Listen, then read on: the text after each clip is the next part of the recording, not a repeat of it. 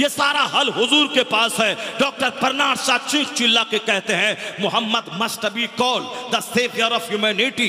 If a man like him were to assume the dictatorship of the modern world, he must succeed in solving its problem as much needed peace and happiness. Mustafa कहते, doctor Bernard Shaw कहते हैं कि वह मोहम्मद अरबी सिर्फ मुसलमानों के रक्षक का नाम नहीं है, मुसलमानों के मुहाफिज का नाम नहीं। He must be called the saviour of humanity.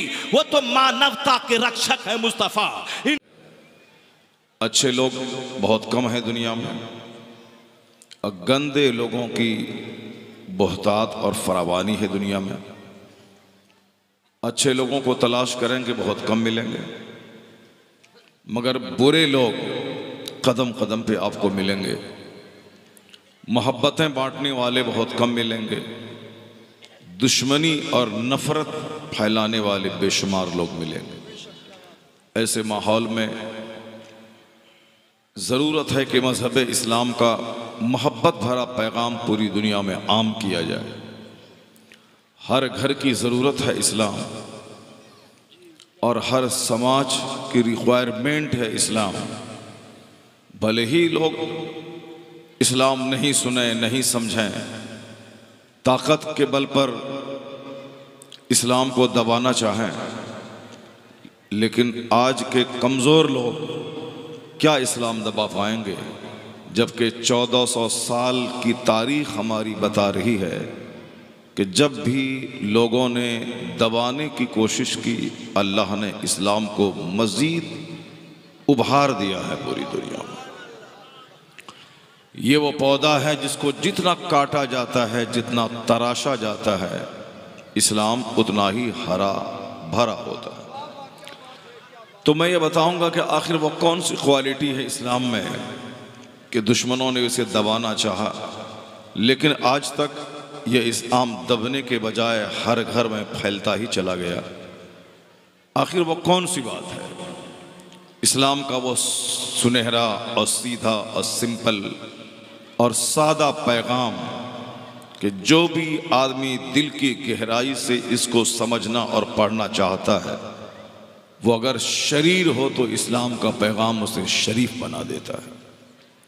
और जो भी इस्लाम के करीब आता है सच्चाई समझने के लिए, तो इस्लाम कबूल किए बगैर वह शख्स नहीं रहता। आने वाला मुस्तकबिल इस्लाम का बहुत रोशन है।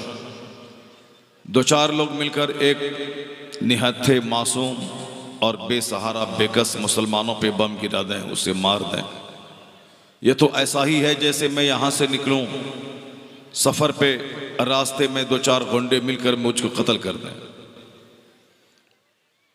मैं अकेला हूँ, सामने वाले 5 लोग मिलकर मुझे पकड़ के कत्ल कर दें, तो इसे हम अत्याचार तो कह सकते हैं, ये जुल्म तो है।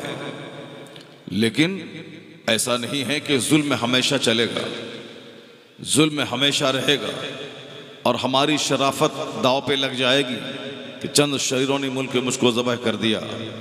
ऐसा इस दुनिया में किया जा सकता है। 2-4-10 के सामने एक बंदा बेबस हो जाता है, जिसके पास सरमाया और हथियार हो उसके सामने गरीब और कमज़ोर लोग बेबस हो जाते हैं। लेकिन तारीख यही बताती है कि जुल्म बहुत जल्द मिट जाता है और सच्चाई की जीत हमेशा होती है।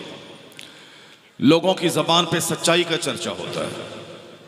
आने वाली नस्लें उन जालिमों को याद नहीं रखती हैं, आने वाली नस्लें सब्र करने वालों को याद रखती हैं। तो इसी तनाजुर में मैं मज़हब इस्लाम का वो सीधा सिंपल सादा पैगाम, ताकि हमारे उजड़े हुए चेहरे को सुकून मिल जाए, हमारे बेचैन घरों में बेचैनी का इलाज उससे मिल जाए।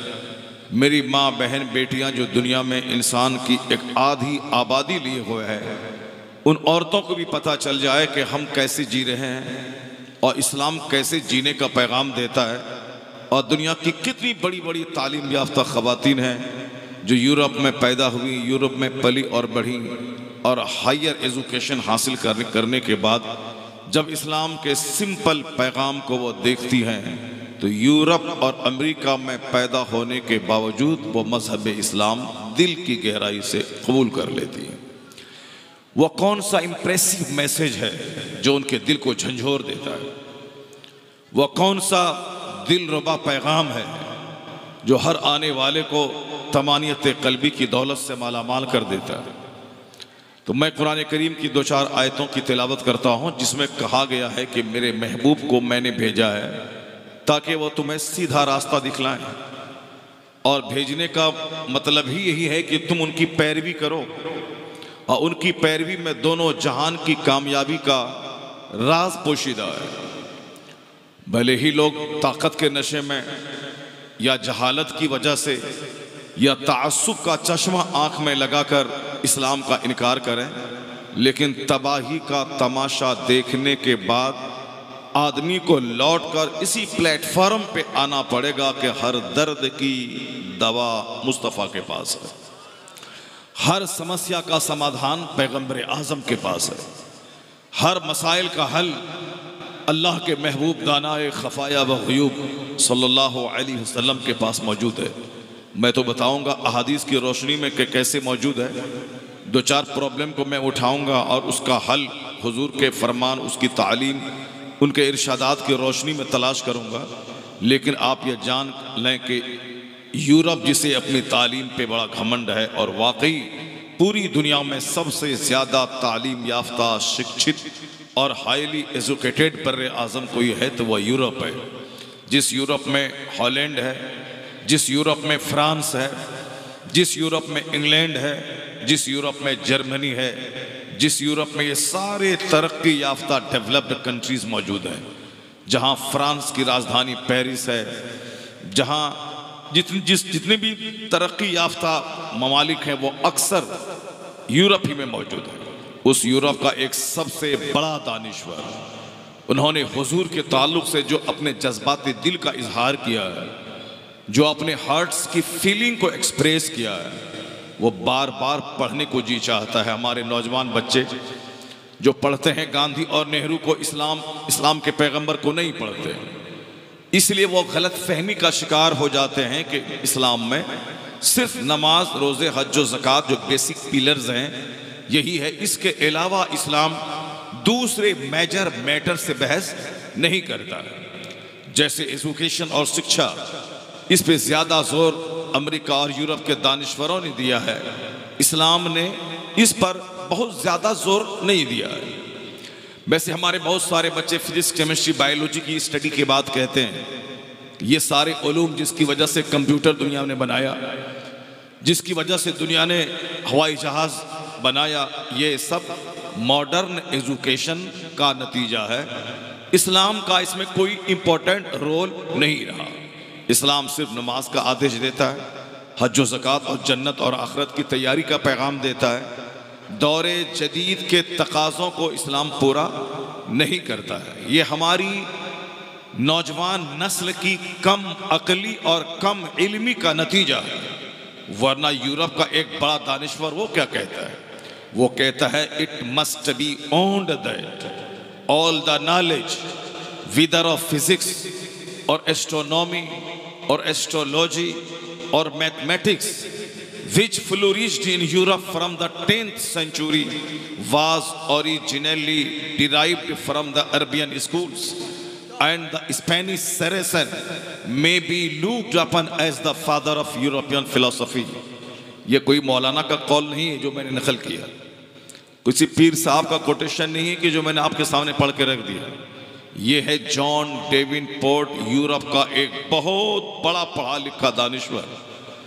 उसने इस्लाम कबूल नहीं किया, मगर इस्लाम की सच्चाई को स्वीकार करते हुए जो उन्होंने अपने हृदय की संवेदनाओं को जो व्यक्त किया है, जो जज्बात को उन्होंने जाहिर किया है, प्रकट किया है, वो यही किया है। ये बिल्कुल सच बात है कि जो भी इस दौरे जदीद में साइंसी उलूम दुनिया में आया है, और ये तमाम साइंसी development, mathematics, physics, chemistry, biology, zoology, botany, astrology, astronomy, उसी को आप उर्दू में कह लें इल्म हयातियात, इल्म कीमिया, इल्म नबातात, इल्म जोग्राफिया, इल्म तवारीख, इल्म रियाजी, इल्म नजूम, इल्म फल्किया। इसी की वजह से जो तरक्कियां दुनिया में साइंसी हुई हैं, वो कहते हैं ये सारे उलूम, हमने तो यही समझा था कि कुरान, इल्म हदीस, इल्म फ़िक़्ह, इल्म तफसीर, इल्म उसूल हदीस, इन सारे उलूम से इस्लाम बहस करता है।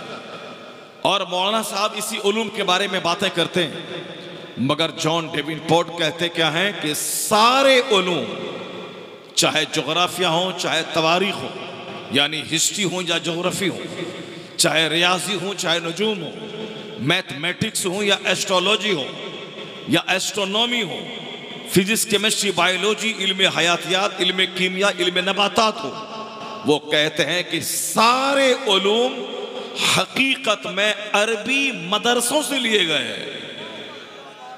ये कोई मौलाना नहीं बोल रहा है, ये कोई मौलवी साहब नहीं कह रहा, ये यूरोप का क्रिश्चियन पढ़ा लिखा दानिश्वर कहता है ये सारे Uloom which flourished in Europe from the 10th century, ये सारे उलूम जो 10वीं सदी के बाद यूरोप में जो सारे उलूम जाहिर हुए और जिस इल्म के बाद, जिस ज्ञान के बाद विज्ञान ने विकास किया, वो कहते हैं ये सारे उलूम अरबी मदारिस से लिए गए हैं। और अगला जुमला था स्पेनिश सेरेसन। अगर आप पढ़े लिखे आदमी हैं तो आप मेरी बात समझ गए होंगे कि स्पेन एक मुल्क है जिस पे 1000 साल तक मुसलमानों का कब्जा रहा। जिस वक्त मुसलमानों का दबदबा और कब्जा वहां था, तो वहां की मस्जिदों में, वहां की खानकाहों में, वहां के मदरसों में हर जगहों पे शिक्षा का जोर था। यानी हर जगह पढ़ने लिखने की बातें होती थी। मस्जिदों का इमाम सिर्फ नमाज मस्जिद में नहीं पढ़ाता था, बल्कि उसे शिक्षा का केंद्र मस्जिद को बना दिया था। जुमा का खिताब सिर्फ नमाज रोजे पे आधारित नहीं होता था, बल्कि जो जुमा का संबोधन होता था उसमें दुनिया भर के सारे प्रॉब्लम्स का सॉल्यूशन बयान किया जाता था। और कुरान करीम की आयतों को पढ़ पढ़ कर, जिन आयतों में कंसिडरेशन का, जिन आयतों में कंटेम्पलेशन का, जिन आयतों में रिसर्च और तहकीक और तदकीक का जिस पैगाम मिला है, वो सारी आयतें पढ़ पढ़ कर लोगों के दिमाग को बिल्कुल पॉजिटिव बना दिया गया था। लोगों का दिमाग तख्लीकी हो गया था कि अपने हिसाब से कोई चीज बना के दुनिया वालों के सामने पेश किया जाए। सारे लोग अपने आप को वैज्ञानिक और साइंटिस्ट बनाना चाहते थे, चूंकि इस तरह के उलूम उनके सामने रखे जाते थे। जब स्पेन में इस्लामी हुकूमत शबाब पर थी, वहां के मदरसों की चटाई पे मुसलमानों के बच्चे तो पढ़ते ही थे, साथ साथ क्रिश्चियनों और यहूदियों के बच्चे भी मुसलमानों की दरसगाहों, मदरसों में आके बैठते थे और वहां आने के बाद इल्म हासिल करते थे। और इस्लाम का जो पैगाम तहकीक है, उसको लेकर वो अपने घरों में जाके दिमाग जला जला कर वो तहकीक करते थे। और रिजल्ट ये निकला कि आज जितनी भी चीजें हमारे सामने हैं, हवाई जहाज से लेकर कंप्यूटर तक, मोबाइल से लेकर के बड़े बड़े गुड्स, लग्जरियस गुड्स तक, ये सारी चीजें उन्हीं यहूदो नसारा की दिमागों की पैदावार हमारे सामने है। अगर उनका अत्याचार न हो, वो मानवता पे जुल्म न करे, इन बातों को अगर हटा दिया जाए तो बड़े काम की चीज है ये नसरानी। और बहुत उन्होंने दुनिया को बड़ी राहतों से नवाजा है ये यहूदी। अगर सिर्फ जुल्म, अत्याचार, मानवता की हत्या, अपने वर्चस्व की खातिर बच्चों, बूढ़ों, औरतों पे जुल्म करके मार देना, ये खुबासत अगर उनके दरमियान से हट जाए, तो जब तक मैं मोबाइल इस्तेमाल करूंगा और उस मोबाइल का फायदा मुझको मिलेगा, उस वक्त तक हमें मानना पड़ेगा कि जिस विद्वान ने दिमाग जला के ये मोबाइल दुनिया को दिया है, उसका संबंध इसी यहूदो नसारा फैमिली से है। ये क्रिश्चियन और जूस है, यहूदी और नसरानी है। हवाई जहाज जिसने दिया, जिस पर 50 लाख मुसलमान दुनिया भर से उसी हवाई जहाज का सहारा लेकर जद्दा एयरपोर्ट उतरते हैं और हज बैतुल्लाह से मुशर्रफ होते हैं। ये सवारी देने वाला कोई मुसलमान नहीं है। ये हवाई जहाज 1903 में अमेरिका के 2 नसरानी क्रिश्चियन भाइयों ने, राइट ब्रदर्स ने पूरी दुनिया के सामने चीज रखी, अगर इस्लाम दुश्मनी छोड़ दे तो बहुत काम की चीज है ये लोग। अगर इस्लाम की दुश्मनी छोड़ दे, अगर बेकसूर लोगों की हत्या छोड़ दे, इससे हट के बड़ी मेहनतें इनकी रही हैं, दुनिया को सजाने, दुनिया को संवारने, लोगों की जिंदगी में फैसिलिटीज देने, सहूलियात देने में बड़ा इंपॉर्टेंट रोल इनका रहा है। कंप्यूटर देने वाला ये है, हवाई जहाज देने वाला ये है, ट्रैक्टर देने वाला ये है, मशीन देने वाला ये है, मोबाइल देने वाले ये है, या लैपटॉप देने वाले ये हैं। ये सारी चीजें इन्हीं यहूदियों और नसरानियों की मेहनतों का नतीजा।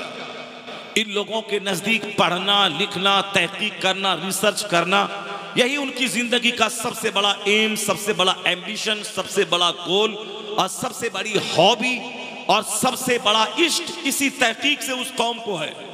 वो तो मुसलमानों ने सारी दुनिया को तहकीकात का मवाद दिया, रिसर्च कीजिए, तहकीक कीजिए, गौर व फिक्र कीजिए, खाने पीने पहनने ओढ़ने का मुकाबला न कीजिए, दिमाग जला जला कर आसमान, जमीन, सूरज, चांद, सितारे, पूरे यूनिवर्स जो एक मिस्ट्री है, इस मिस्ट्री पे गौर कीजिए, फिर वहां से नई नई चीजें निकालने का आपको एक मजाज मिलेगा। बुनियाद इस्लाम ने दी है, जमीन इस्लाम ने दिया है, और उस जमीन पे फसलें जो आज पैदा हो रही हैं तहकीकात की, ये फसलें यहूदो नसारा उगा रहे हैं। और ये मुसलमान उस जमीन से हट कर खाने पीने, मकान बनाने और साहब बाल का मुकाबला, कपड़े का मुकाबला, गुटके का मुकाबला, सिगरेट का मुकाबला, बीड़ी का मुकाबला, गपशप का मुकाबला, यानी इनकी पूरी तगोदौ भाग दौड़ एक गैर जरूरी चीजों में हो लग गई। नतीजे में जो तहकीकी काम मुझे करना था वह काम अधूरा रह गया, उस काम से हमारा दिमाग हट गया, हमने अपने आप को तमाशे में लगा दिया।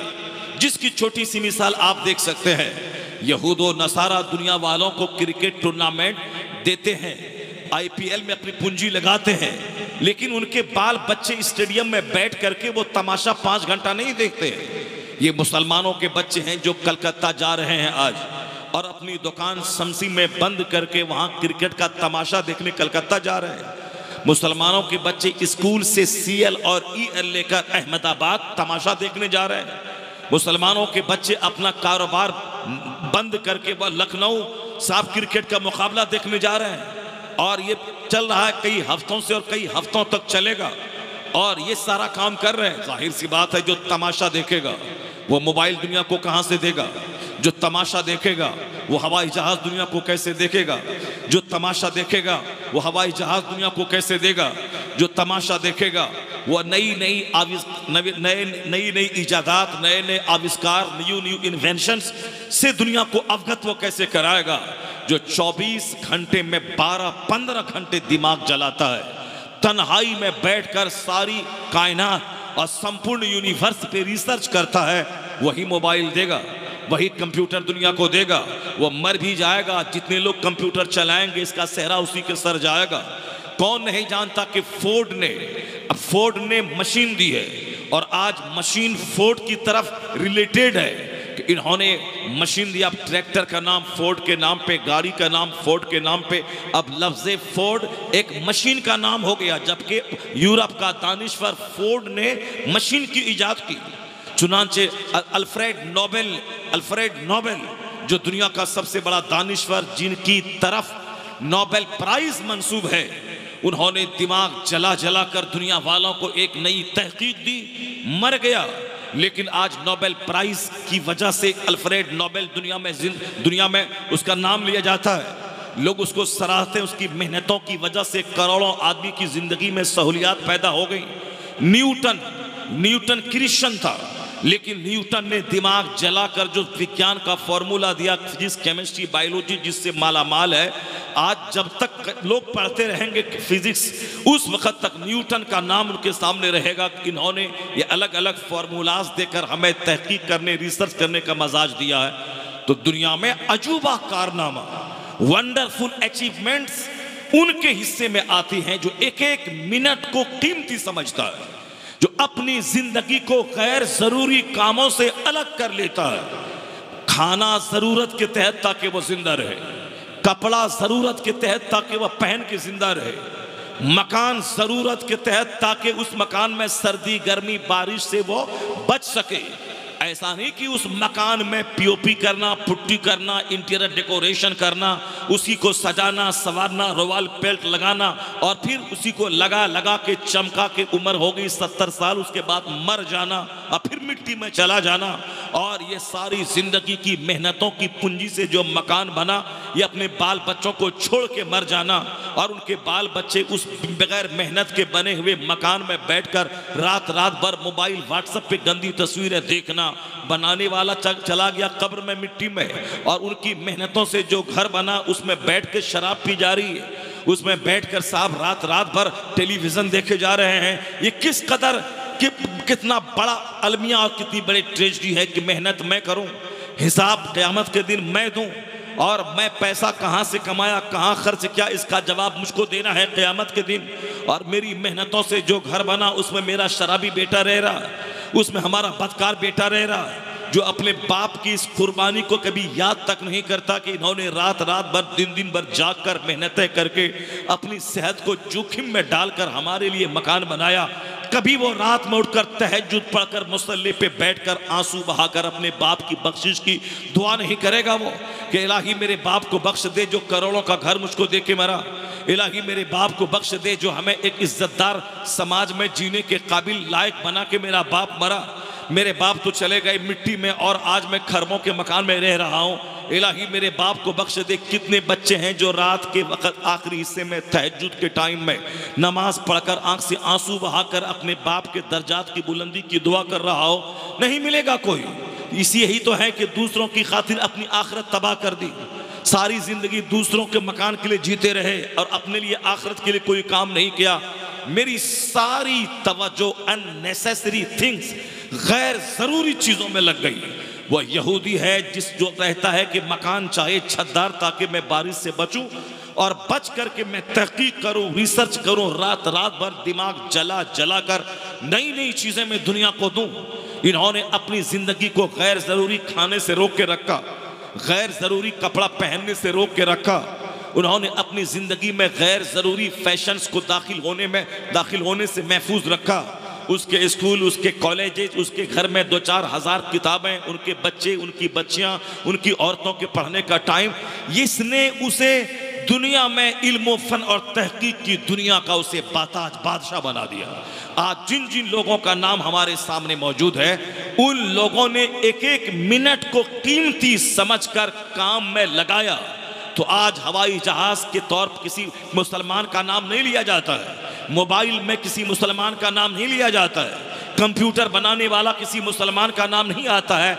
मुसलमानों को गुटखा खाने से फुर्सत कहाँ है, मुसलमानों को बीड़ी और सिगरेट पीने से फुर्सत कहाँ है, मुसलमानों को गीबत करने से फुर्सत कहाँ है, मुसलमानों को दालान और चौपाल पे बैठ करके एक दूसरे की टांग खींचने, मदरसा मस्जिद खानका कब्रिस्तान को उजाड़ देने, मौलवी को भगा देने, मदरसे को मैं ताला लगा देने, इस तरह की गंदे गंदे प्लान से फुर्सत कहाँ है कि वह हवाई जहाज की सोचे, वह कंप्यूटर की सोचे, वह समंदर में गोता लगाकर 4 महीने अंदर रहकर वहां से इल्म हिकमत के मोती निकाल कर दुनिया में अपना नक्श वो अनमिट करके चला जाए।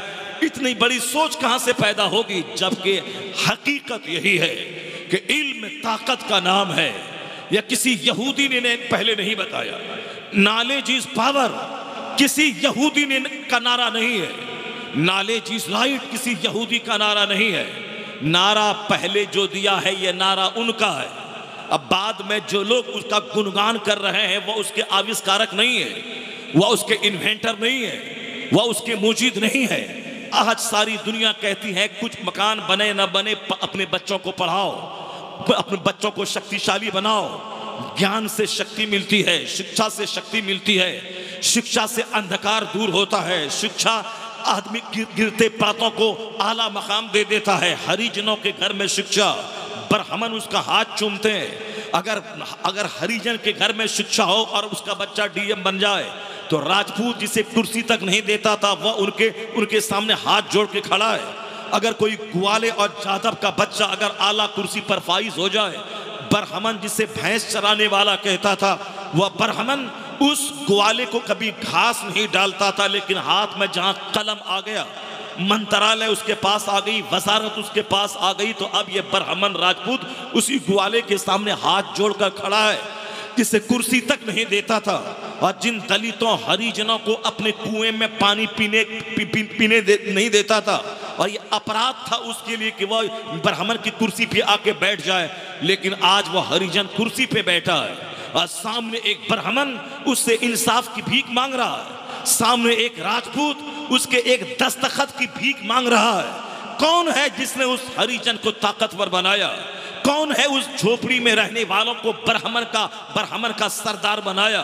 किसने? वो तो दूसरों की बात मैंने कह दी। मुस्लिम सोसाइटी में कहीं सैयद है, कहीं पठान है, कहीं साहब शेख हैं, कहीं जुलाहा, कहीं नदाफ, कहीं और गिरा हुआ दर्जा सब्जी फरोश का है, और कहीं कोई दूसरे लोग हैं जो धोबी हैं, साफी हैं, जो दूसरों का कपड़ा साफ करते हैं। ये साफी, धोबी, जो भी नाम हमने हमारे मुस्लिम समाज ने लोगों का दे दिया, हमने उनको दिया। लेकिन वही साफी का बेटा, वही धोबी का बेटा, जब वो उसके हाथ में कलम आ जाता है और वह IPS ऑफिसर बन जाता है, तो शेख साहब वहां खड़े हैं, पठान साहब सामने खड़े हैं उसके इस्तेकबाल के लिए, जिसको कहता था ये मजदूर का बच्चा है।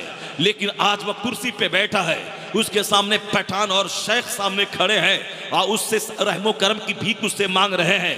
यहां तक कि जुमा के दिन बैरिस्टर नीचे बैठा है, लॉयर नीचे बैठा है, एडवोकेट नीचे बैठा है, साइंटिस्ट नीचे बैठा है, रिसर्चर नीचे बैठा है, वैज्ञानिक नीचे बैठा है, विद्वान नीचे बैठा है, 1000 बीघा जमीन का जोतने वाला जमींदार का बेटा नीचे बैठा है, और वहां के अरबपति का बेटा जो अमेरिका से पढ़ के बैरिस्टरेट की डिग्री लेके आया, बैरिस्टर बनकर वो नीचे बैठा है।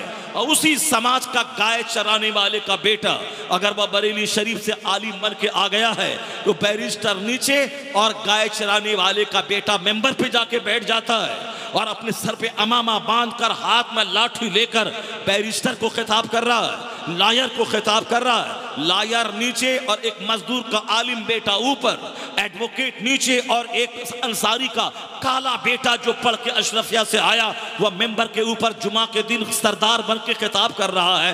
कहा जाएगा किस चीज ने इन गाय चराने वाले के बेटे को सम्मान की कुर्सी दिला दी? कौन सी चीज है जो इन हरिजनों और दलितों को ब्राह्मणों का सरदार बना दिया? जवाब मिलता है knowledge is right, knowledge is power. इल्म ताकत का नाम है, इन कमजोरों को ताकतवर बना दिया है। इल्म रोशनी का नाम है, जो इनके अंधेरे घर में इज्जत का चिराग जला दिया है। तो शिक्षा शक्ति है, शिक्षा प्रकाश है, नॉलेज पावर है, नॉलेज ताकत है। ये नारा किसने दिया है? गांधी जी बोले होंगे, आज बोले होंगे, नेहरू जी बोले होंगे, आज बोले होंगे, अंबेडकर जी बोले होंगे, आज बोले होंगे। अंबेडकर 500 साल पहले पैदा नहीं हुआ था, अंबेडकर की कहानी 100 साल के अंदर की है। गांधी 500 साल पहले नहीं पैदा हुआ था, गांधी की कहानी 100 साल के अंदर की है। नेहरू 500 साल पहले नहीं पैदा हुआ था, नेहरू की कहानी 100 साल के अंदर की है। अल्बर्ट आइंस्टाइन 500 साल पहले नहीं पैदा हुआ था, उसकी कहानी 100 साल के अंदर की है। न्यूटन 1000 साल पहले नहीं पैदा हुआ था, न्यूटन की कहानी 300 साल पहले की है। आइंस्टाइन 500 साल पहले नहीं पैदा हुआ था, आइंस्टाइन की कहानी 100 साल के अंदर की है।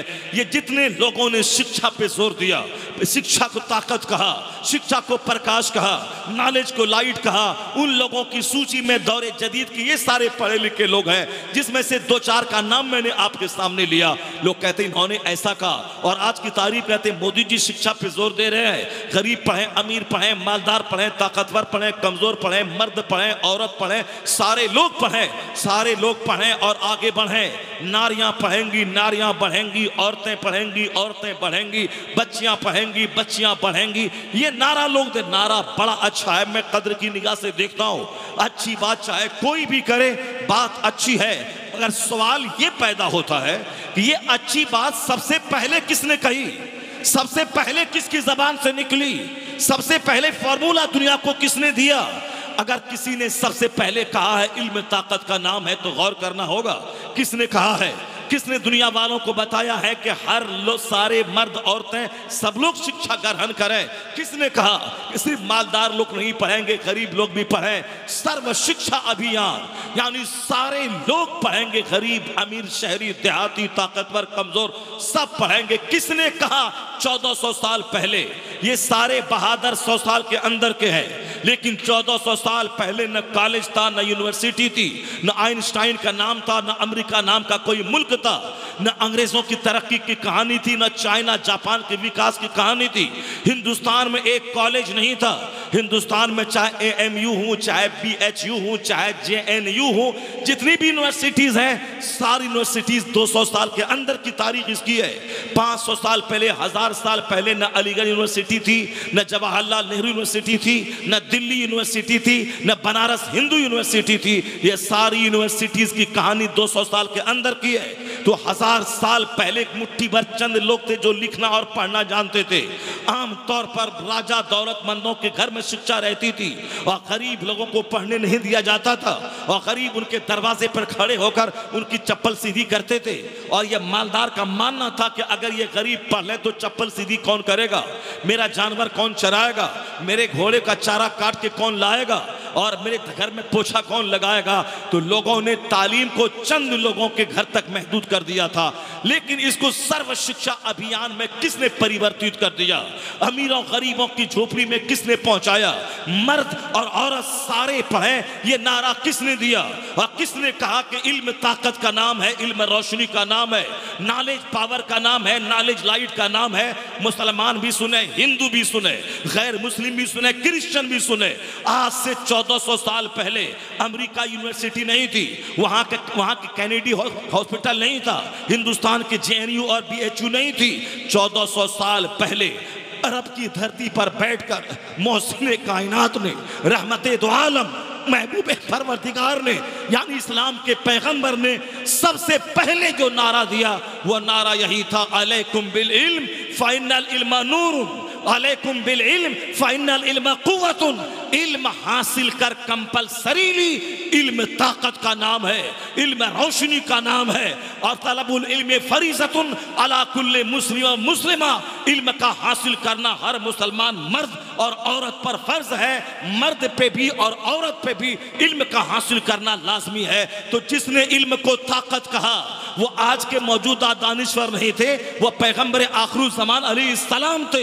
इसलिए क़यामत तक जहां भी इल्म को ताकत कहा जाएगा तो बोलने वाला कोई हो, हकीकत में यह नारा मोहम्मद अरबी का दिया हुआ होगा।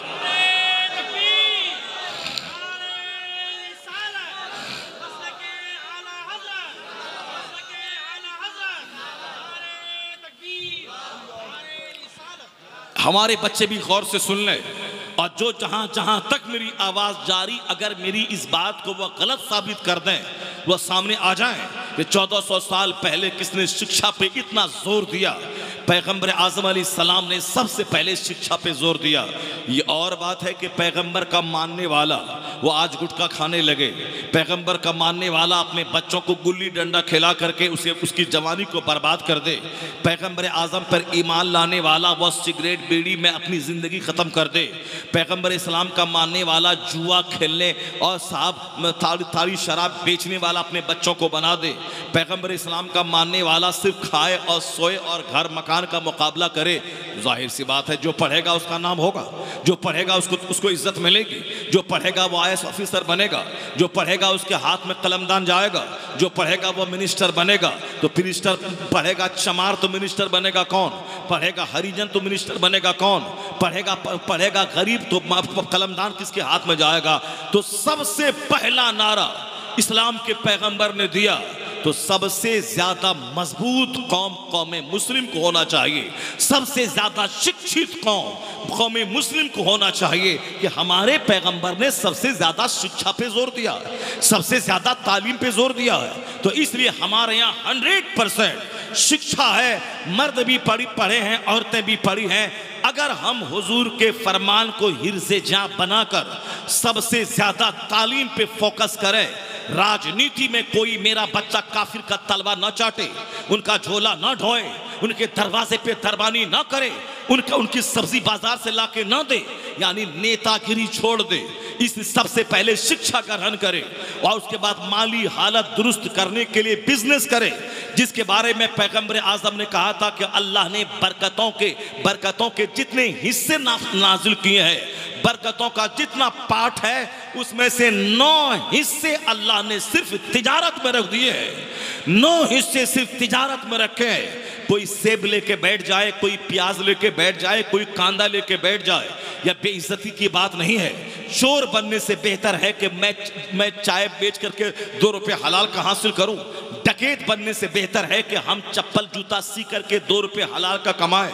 और दूसरों की बहू बेटी दूसरों के दरवाजे पे दस्तक देकर उनकी आबरू का लुटेरा बनने से बेहतर है मैं चाय की दुकान पे गिलास साफ करके 100 रुपए डेली कमाकर हलाल खाऊं और अपने बच्चों को खिलाऊं।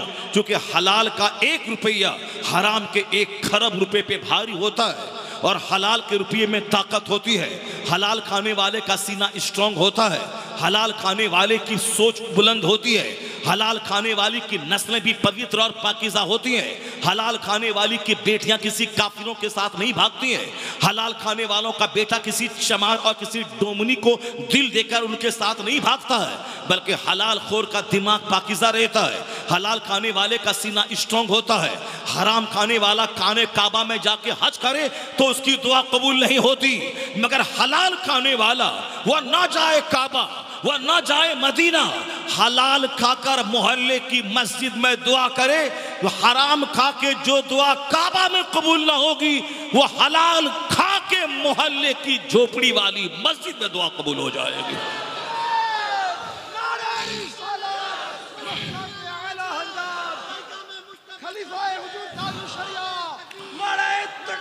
और ये हलाल कारोबार, हलाल रोजी का इम्कान बिजनेस में ज्यादा होता है। हलाल रोजी काश्तकारी से ज्यादा मिलती है, हलाल रोजी बागबानी से ज्यादा मिलती है, काश्तकारी से हलाल रोजी ज्यादा मिलती है। खेत है, मैंने खेती की, वहां से मैंने गल्ला पैदा किया, अब उस गल्ले का मैंने 10वां हिस्सा निकाल के गरीब को दिया, बाकी 9 केजी हमने रखा और अपना हलाल खाया, बच्चों को खिलाया। 1 कुंटल हो तो हमने उसमें से कितना निकाला? 10वां हिस्सा, 20वां हिस्सा निकाला। अगर अल्लाह ने 1 करोड़ रुपए दिए हैं खेती बाड़ी से तो हमने उसका 2.5 लाख रुपए बतौर ज़कात उसका निकाल दिया। बाकी सारा माल प्योर है। प्योर माल खाएगा तो उसके अंदर प्योरिटी आएगी, उसकी सोच समझ में पवित्रता आएगी और तकद्दुस और पाकीज़गी आएगी। मगर हमने जल्दी से मालदार बनने के शौक में डकैती का रास्ता इख्तियार किया कि जल्दी से मालदार बने, जल्दी से अच्छा घर बना लें, जल्दी से कार खरीद लें और जल्दी से सामने वाला बागीचा खरीद लें और जल्दी से मैं अपने बच्चे को अमेरिका भेज के पढ़ा दें, जल्दी से बेटी की शादी में 50 लाख रुपए खर्च कर दें। यानी जल्दी से, चाहे हराम से हो, चाहे जैसे भी हो, मगर जल्दी से सारी चीजें हो जाए, घर भी बन जाए, सामने दरवाजे पे 25 लाख की कार भी खड़ी हो जाए। इसी जल्दीबाजी, उजलत, जल्दीबाजी ने मुझको तबाह किया। ये नहीं कि मैं आज आम का पेड़ लगाऊं और मेरा बच्चा 10 साल के बाद उस पेड़ का आम खाएगा। मैं एक स्कूल कायम कर दूं और उस स्कूल में बच्चा आज से पढ़ना शुरू करे और 25 साल के बाद यह स्कूल फल देगा और मेरा बच्चा ग्रेजुएट बनेगा, मेरा बच्चा साइंटिस्ट बनेगा। नहीं, आज सोचते हैं कि आज मैंने दरख्त लगाया है और कल ही फल निकल जाए। और फिर स्लोली नहीं, ग्रेजुअली नहीं, बल्कि फौरी, स्पीडीली, यानी फौरी, क्विकली, जल्दी से हो जाए। जबकि तरक्की का राज है ग्रेजुअली, धीरे धीरे। तरक्की का राज है स्लोली, आहिस्ते आहिस्ते। स्लोली जो चलता है वो अपनी मंजिल पे पहुंच जाता है और जो फास्ट स्पीडीली दौड़ा वह थोड़ी देर के बाद थक जाता है और मंजिल मकसूद से पहले ही वह थक हार के बैठ जाता है, निशाने पे नहीं पहुंच पाता। Slow and steady wins the race, यानी जो आहिस्ते आहिस्ते चलता है, मजबूती से चलता है, वही मुकाबले को जीतता है, वही अपने पॉइंट पे पहुंचता है।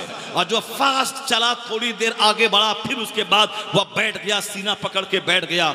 अल्लाह को ग्रेजुअली पसंद है, अल्लाह को स्लोली काम पसंद है, अल्लाह को मियाना रवि पसंद है, अल्लाह को उजलत पसंद नहीं है। हदीस पाक में आया है कि उजलत शैतान की तरफ से है, जल्दबाजी शैतान की तरफ से है। और कुरान करीम में आया है कि तुम जल्दी में हो, अल्लाह जल्दी में नहीं है। तुमको जल्दी है, अल्लाह को जल्दी नहीं है। और जल्दबाज शैतान का साथी है, और जल्दबाजी शैतान की तरफ से है। चाहे अच्छा से अच्छा काम क्यों न हो, जल्दबाजी अच्छी नहीं है, बल्कि मियाना रवि दरमियाना चाल और कोढ़ी बन के सुस्त रहना और गाड़ी का चले प्लेटफॉर्म पे आके खड़ी होके चली जाना और हम सुस्त चाल चले गाड़ी छूट गई, ये भी नहीं है, बल्कि स्लोली और ग्रेजुअली और वाइजली अक्लमंदी के साथ, हिकमत और तदबीर के साथ बंदा काम करे। इस पे इस्लाम जोर देता है, इस पे इस्लाम स्ट्रेस करता है, इस पर इस्लाम प्रेस डालता है कि अक्ल भी कुशादा हो, सीना भी कुशादा हो, हाथ भी कुशादा हो, सोच भी कुशादा हो। इस पे इस्लाम जोर देता है। ऐसा नहीं सिर्फ माँ को लेके बैठ गए और बीवी को धक्का मार के निकाल दिया। ये इस्लाम का पैगाम नहीं है कि बाकी माँ के पाँव के नीचे जन्नत है तो बस अपनी बीवी को गाली दिया कि नहीं मेरी माँ है, मेरी माँ के पाँव के नीचे जन्नत है, अब मुझको माँ चाहिए, बीवी नहीं चाहिए। और जब ख्वाहिश की आग बदन में लगेगी तो चलो आग बुझा लेंगे, उसके बाद खाना पीना, पहनना और ना प्यार मोहब्बत ये सब तुमको नहीं, पहले माँ को मैं दूंगा, उसके बाद बचेगा खाना तब तुझको खिलाऊंगा। यानी अपनी बीवी को धक्के दे के निकाल देना, उसको गाली गलौज करना, उसके चेहरे पे 2-4 तमाचा मार के जलील करना, उसके माँ बाप लगा के उसको गाली देना, सिर्फ माँ के पाँव को पकड़ के रहना, ये इस्लाम नहीं कहता। इस्लाम कहता है कि माँ के पाँव के नीचे जन्नत है, माँ बाप जन्नत का दरवाजा है। मगर इस्लाम ये भी कहता है अगर माँ के कदमों के नीचे जन्नत है तो जो लुकमा मोहब्बत से तुम अपनी बीवी के मुंह में डालता है, हर लुकमे के बदले में अल्लाह तुझे नेकी अता फरमाता है, हर लुकमे के बदले में नेकी अता फरमाता है। अक्लमंद वो नहीं है जो बीवी की तरफ वन साइड होकर जन्नत में आग लगा दे और अपनी माँ को नुकसान पहुंचाए, बाप को गाली दे और ससुराल वाले का गुलाम हो जाए।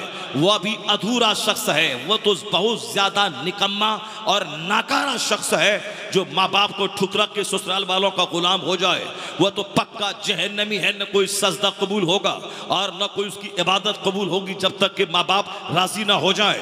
और वो शख्स भी अधकपारी है, आधा बिनेन वाला है जो सिर्फ माँ और बाप को पकड़े रहे और अपनी बीवी को धकेल के भगा दे और अपनी बीवी को तलाक दे दे और अपनी बीवी से दिन रात लत्तम जुत्तम का तमाशा करता रहे, मारपीट करता रहे। ये काम हो सकता है यहूद और नसारा का, ये काम हो सकता है किसी नसरानी, किसी मजूसी, किसी मुशरिक, किसी काफिर का कि वन साइडेड हो जाए, या तो माँ की तरफ झुके या बीवी की तरफ झुके या बाप की तरफ झुके या ससुर की तरफ झुके या दीन की तरफ झुके और दुनिया की तरफ से कंगाल होकर हाथ पैर तोड़ के मस्जिद में बैठकर भिखारी बन जाए और दूसरों की जेब पे नजर रखे कि कोई आए और हमको टाका दे ताकि मैं खाऊं और मस्जिद में सजदा करूं। अक्लमंदी का तकाजा ये नहीं है और इस्लाम इस पे जोर नहीं देता है। इस्लाम जोर देता है कि बीवी के मुंह में भी लुकमा डाला जाए और जो तुम खाते हो वह बीवी को खिलाओ और जो तुम पहनते हो वह उसको पहनाओ और जरूरतन अगर मारने की नौबत आए तो चेहरे पे मत मारो, या चेहरा बड़े काम की चीज है, अभी तू मारेगा फिर थोड़ी देर के बाद उस चेहरे से फायदा हासिल करेगा। बीवी को गाली गलौज मत दे, अगर तुम उसको अपने घर से बाहर मत निकाल, अगर तू नाराज है बिस्तर अलग करना चाहता ताकि उसका घमंड टूटे, उसका गुरूर टूटे, वह शौहर का हक पहचाने, वह शौहर की बात माने तो उसको बिस्तर अलग कर दे।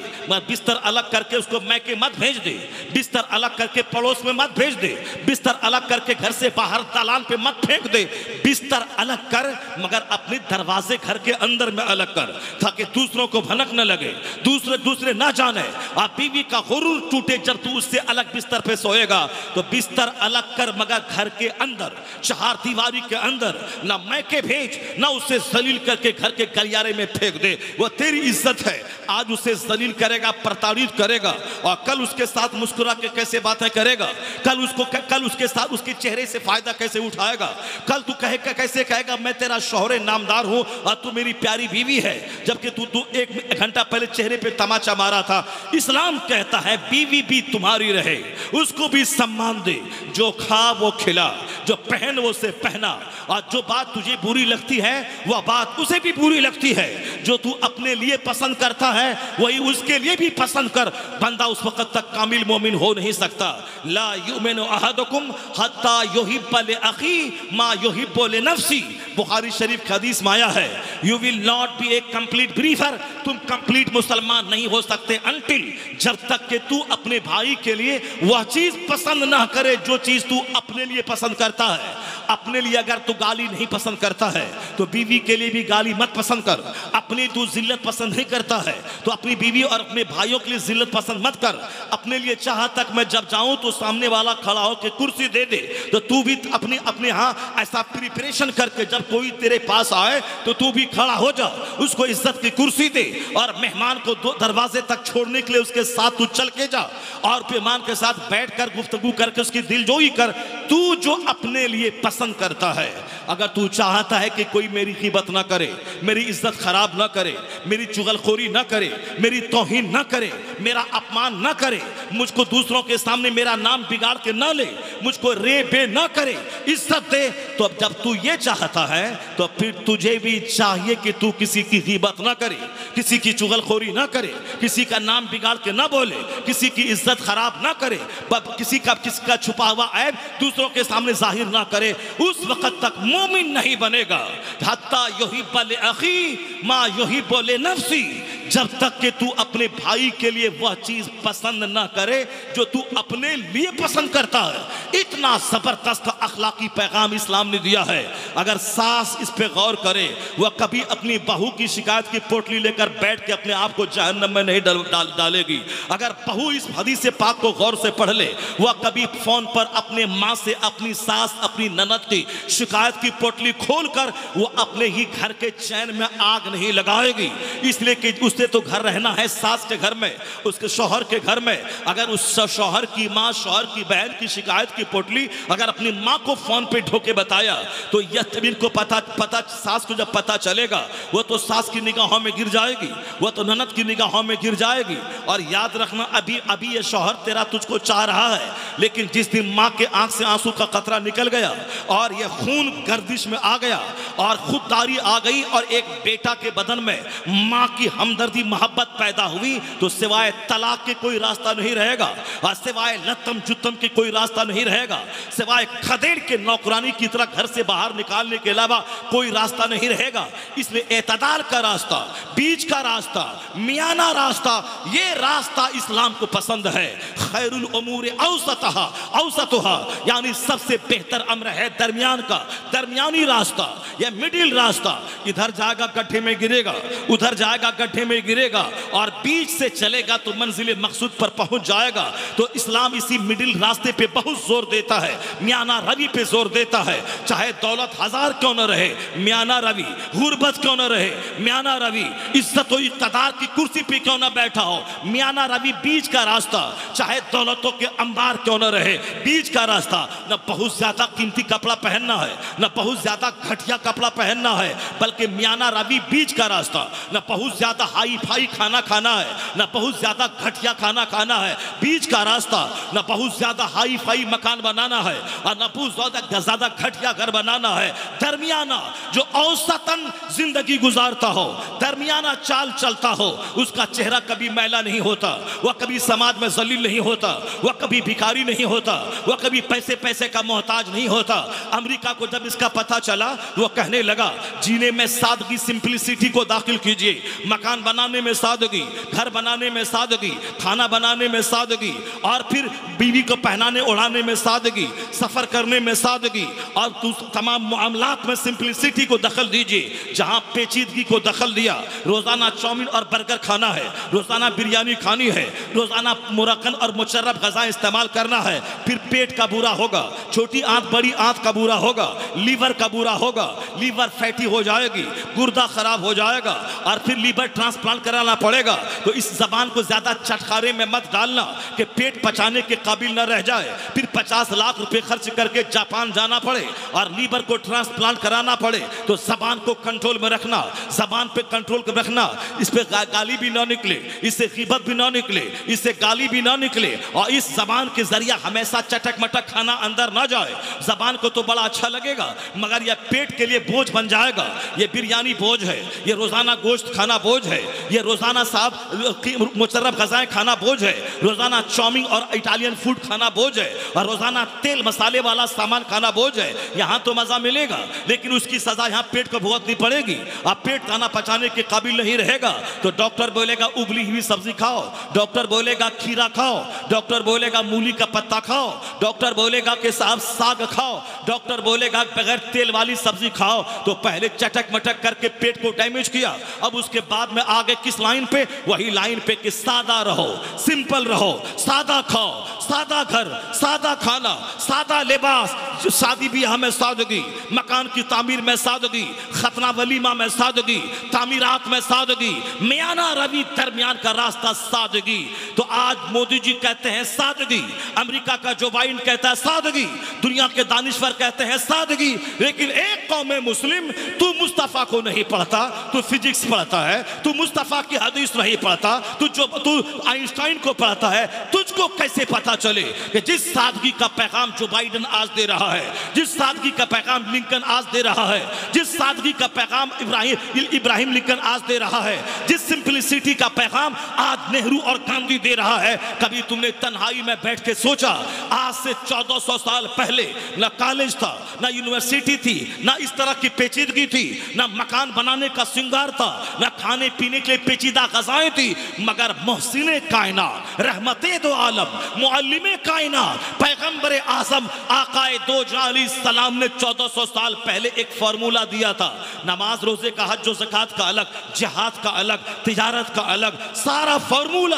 और एक फार्मूला मुस्तफा ने दिया था, अल बज़ाज़तु मिनल ईमान, सादगी ईमान का हिस्सा है। Simplicity is the part of faith, यानी सादगी ईमान का हिस्सा है। पता चला जिस सादगी पर आज दुनिया के हुक्मरान सरबराहाने ममलिकत जोर देते हैं, यह पैगाम मुस्तफा ने 1400 साल पहले आता फरमाया। पता चला न दानिश्वर बड़ा है, न कोई फिलोसफर बड़ा है, न कोई थिंकर बड़ा है। आला हजरत की जबान में सबसे आला व औला हमारा नबी, सबसे बाला व वाला हमारा नबी, सारे ऊंचों में ऊंचा समझिए जिसे, है उस ऊंचे से ऊंचा हमारा नबी।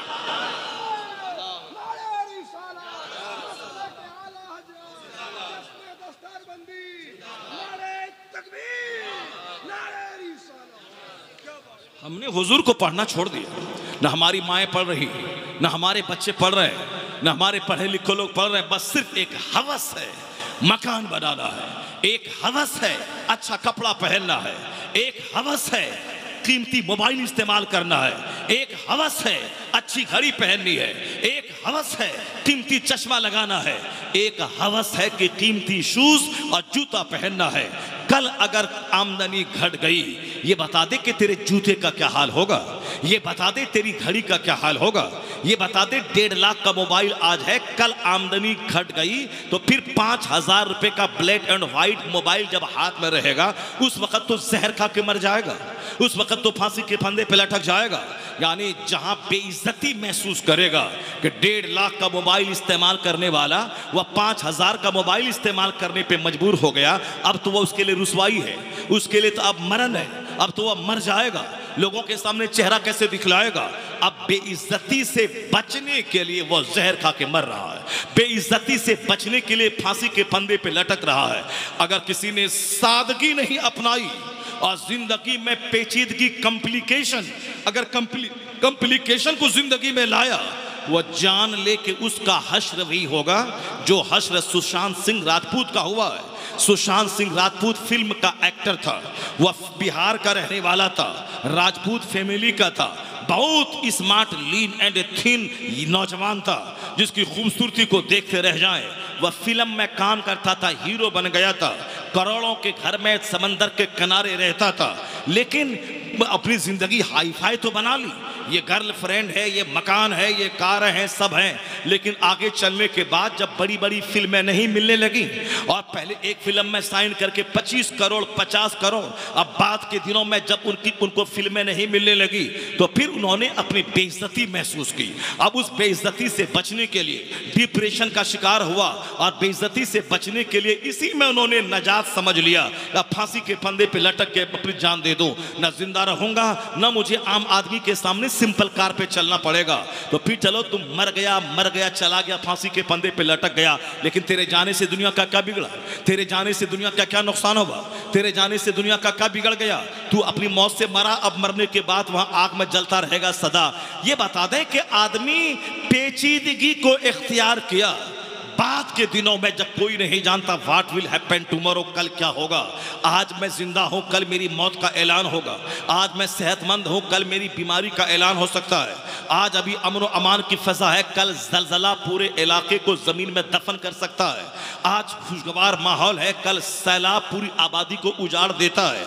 आज कारोबार अच्छा चल रहा है, कल मार्केट में मंदी का दौर चला, कारोबार बंद हुआ, पैसे को आदमी मोहताज हो जाता है। इसका मतलब निकला कि अमन के साथ खौफ है, अच्छी हालत के साथ बुरी हालत है, जिंदगी के साथ मौत है और रात के साथ दिन है, सुख के साथ दुख है, अच्छे माहौल के साथ बुरा माहौल है, अमन वाली फजाओं के साथ खौफ वाला माहौल भी है।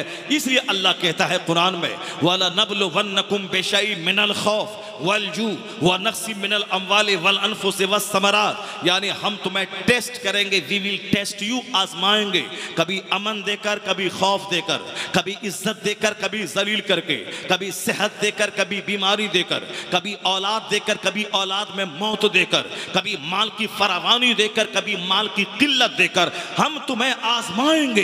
कैसे आजमाएंगे? खौफ देकर, माल दौलत की कमी देकर, तुम्हारी जान तुम्हारी औलाद में मौत देकर। अगर तुमने उस वक्त धैर्य से काम लिया, अगर पेशेंस से काम लिया, ज्यादा उछला कूदा नहीं, जबान से ऑल फॉल नहीं बका, बल्कि सरे तस्लीम खम कर लिया, surrender to the will of अल्लाह, अल्लाह की मर्जी के सामने तो झुक गया कि खुशहाल अल्लाह ने बनाया था और अभी आजमाइश में अल्लाह ने डाला है, अल्लाह ने पैदा किया है, वही मौत दिया मेरे बच्चों को, मेरे भाइयों को, तो फिर हमारा उसमें क्या है? अल्लाह ने दिया, अल्लाह ने लिया, अल्लाह ने गरीबी दी, अल्लाह ने मालदारी दी, अल्लाह ने अच्छी हवा चलाई, अल्लाह ने सख्त गर्मी दे दी। तो जो अल्लाह खिलाने वाला है वही अल्लाह कभी कभी कहत देकर आजमाने वाला भी है, और जो अल्लाह जिंदगी देने वाला है वही अल्लाह मौत देने वाला भी है। अब जिंदगी दी तो वाह वाह, अब मौत भी तो चेहरा लटक के बैठ गए। अमन का माहौल है तो वाह वाह, खौफ का माहौल हुआ तो चेहरा लटका के बैठ के अल्लाह से नाराज हो गए। रोजाना बिजनेस हो रहा 10 लाख का तो अल्लाह है, वाह वाह, फातिहा मिलाद अजमेर बगदाद और मिलाद शरीफ और हर 11वीं शरीफ को फातिहा। और जहां कारोबार ठप हुआ तो मस्जिद मदरसा मिलाद अजमेर बगदाद बरेली सब छोड़ के चेहरा लटका के बैठ गए। क्यों ऐसा कदम उठाता है कि चेहरा लटका के बैठना पड़े? हुजूर से हट के जिएगा ये दौलत भी तबाह कर देगी, हुजूर से हट के जिएगा तो गरीबी भी तबाह कर देगी, हुजूर से हट के जिएगा तो अमन का माहौल तुझे मगरूर बना देगा, अगर हुजूर से हट के जिया तो खौफ का माहौल तुझे काफिर बना देगा। तू नाराज हो जाएगा कि अल्लाह कहाँ है, रसूलुल्लाह कहाँ है, मुसलमान 50,000 की तादाद में मारे जा रहे हैं, कहाँ है जिस रब का मैं कलमा पढ़ता हूँ, उसकी मदद कहाँ है, उसकी नुसरत कहाँ है, उसकी मदद कहाँ है, वह खुदा कहाँ है? अगर नुसरत जल्दी नाजिल नहीं हुई तो दिल बर्दाश्त होके रह गए, चेहरा लटका के रह गए, अब मुरझा के रह गए।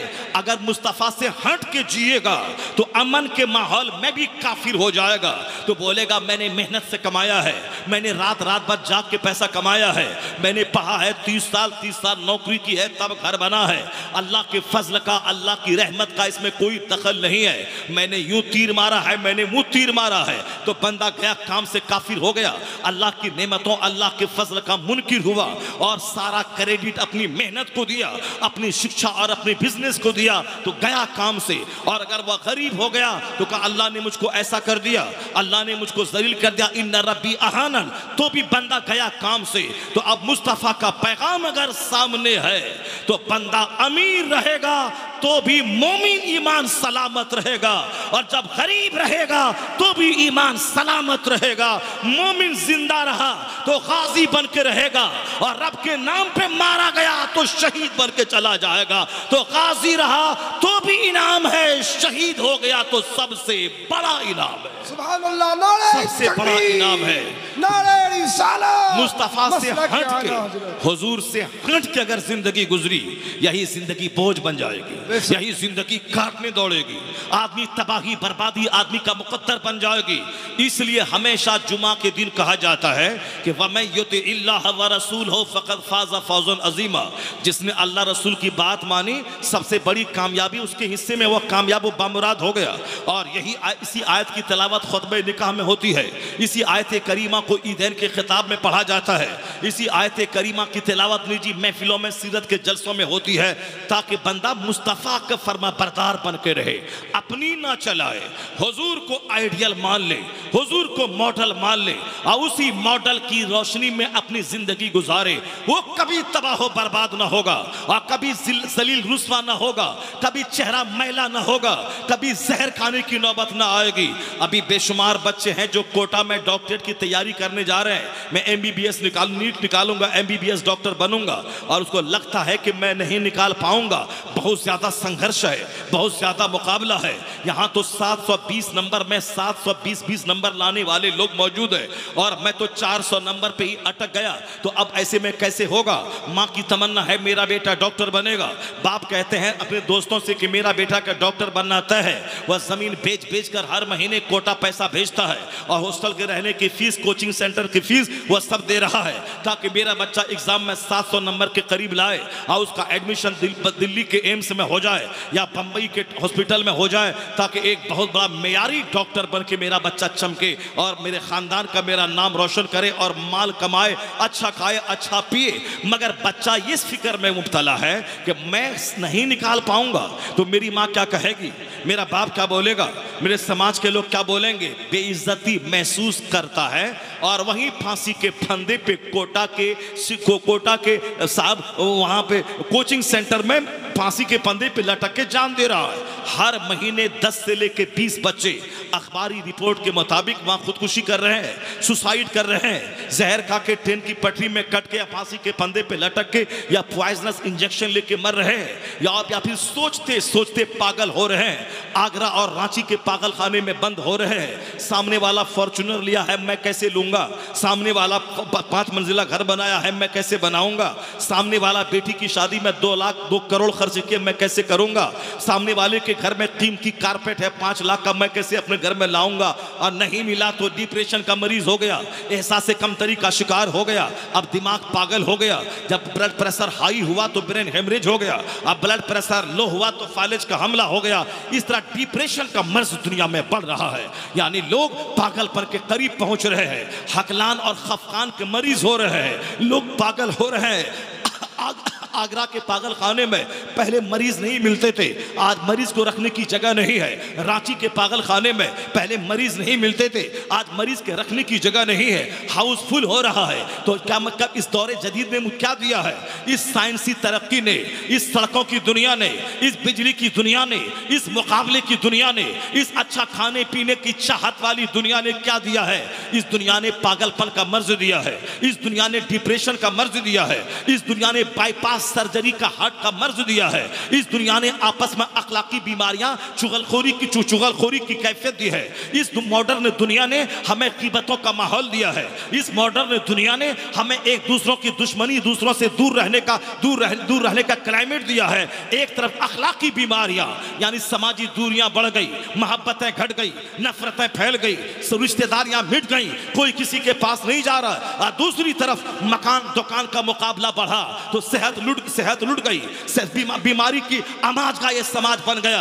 और एक तरफ अखलाकी बीमारी, एक तरफ जिस्मानी बीमारी, एक तरफ फिजिकल डिजीज, एक तरफ रूहानी बीमारी, स्पिरिचुअल डिजीज। जब समाज बीमार हो चुका है यानी रूहानी मर्ज भी है, अखलाकी मरीज है, अखलाक नहीं, माँ बाप की खिदमत नहीं, छोटे बड़े की पहचान नहीं, रिश्तेदारों की कद्र नहीं, अपनी दुनिया में मस्त और मगन रहना है, हर आदमी का अपने आप को तन्हा महसूस करना है। तो इस मॉडर्न एज ने हमें अखलाकी मरीज बनाया है और हमें जिस्मानी मरीज भी बनाया है। एक दर्जन बीमारियां खतरनाक हमें दे दी है।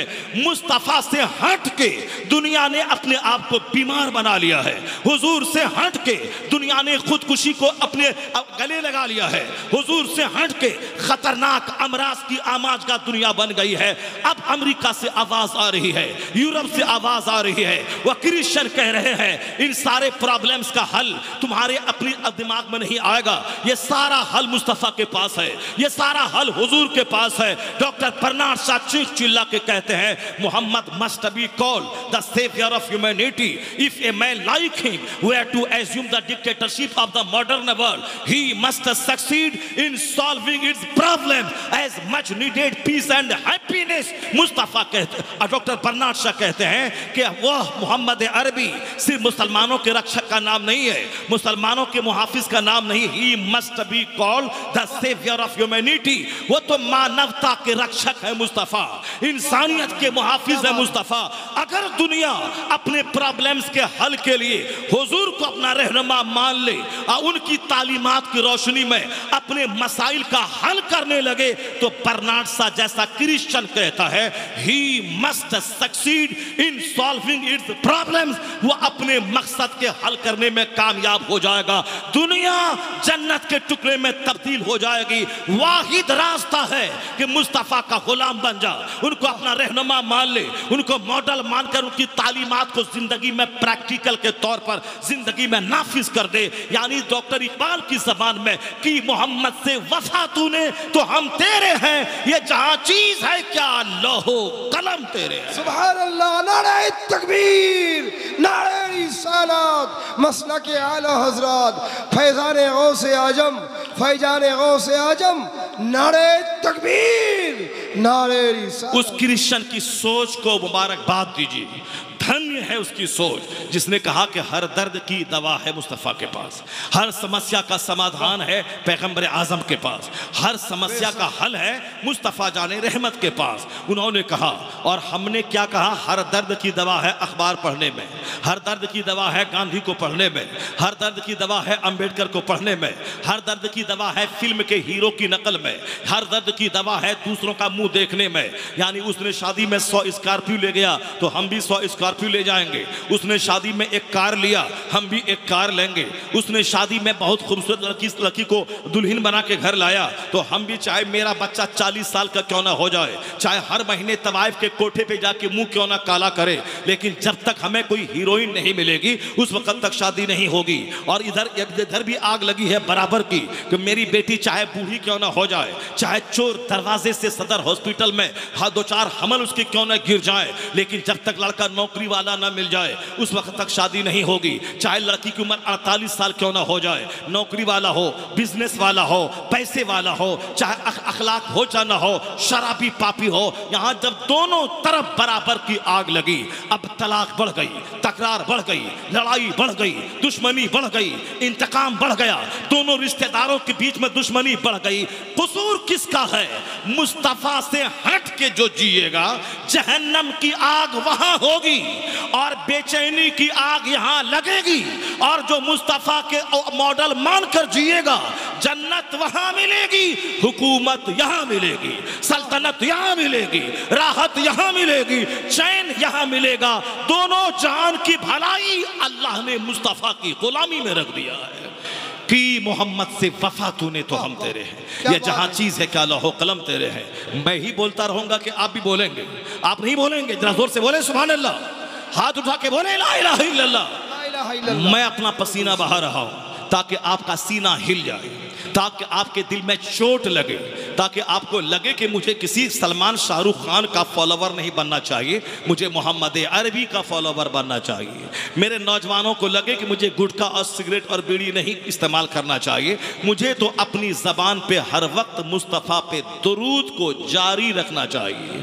ऐसा ना हो कि मस्जिदें मेरी वीरान हो और मेरा घर 24 घंटे सनीमा से आबाद हो। नहीं नहीं, यह जुमला इसीलिए है ताकि मेरे बच्चों का गुरूर और घमंड टूटे, उनका सीना हिले और उनको लगे कि दुनिया में अगर इज्जत से जीना है तो एक रास्ता है कि मोहम्मदी बन के जीना होगा।